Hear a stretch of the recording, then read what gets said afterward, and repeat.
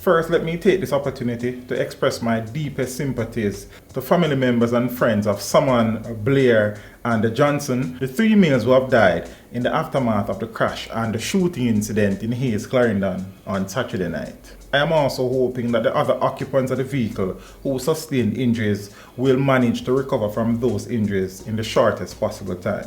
This story has been prominent in subsequent newscasts since the incident and has rose to national prominence as residents from Hayes and surrounding communities took to the street to mount a demonstration against what they called indiscriminate shooting from the police. And they have also levied the blame squarely at the feet of police officers for the unfortunate incident. And I know that family members and friends are still grieving, but there are a couple of questions that I think needs to be asked. And while residents of Hayes and family members continue to blame police officers for the situation, I am here wondering if family members ought not to take some blame and responsibility for the situation. Firstly, based on my information, there was grave digging activity throughout the day on Saturday. So it would be safe to assume that all 9 or some members of that group were actually consuming alcoholic beverage.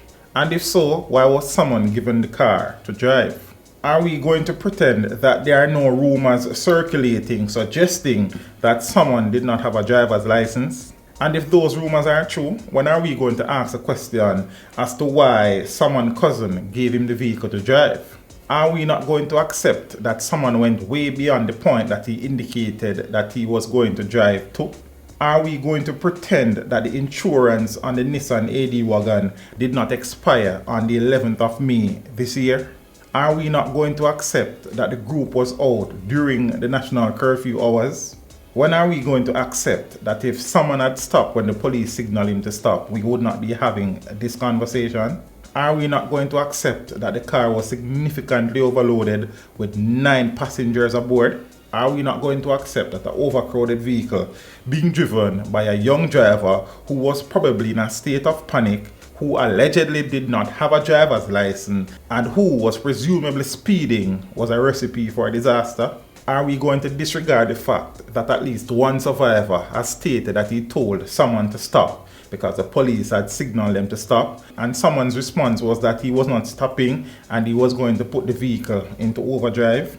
So seeing that it is so easy and it is very trendy to blame the police, are we going to ignore the initial findings of Indicom? Did Indicom not say after interviewing at least 2 of the survivors, they can confirm that based on preliminary investigation, the car was not shot at before or after the accident? Or am I to believe that Indicom is lying to protect the police officers? Now, are we going to stick to our story, continue to make excuses, continue to blame the police, or are we prepared and willing to ask family members some hard questions?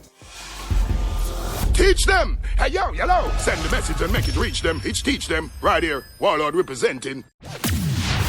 Thank you for watching. Like the video before you go. Please subscribe if you haven't done so. And remember to share the video with your friends and family. And browse the channel for more quality content.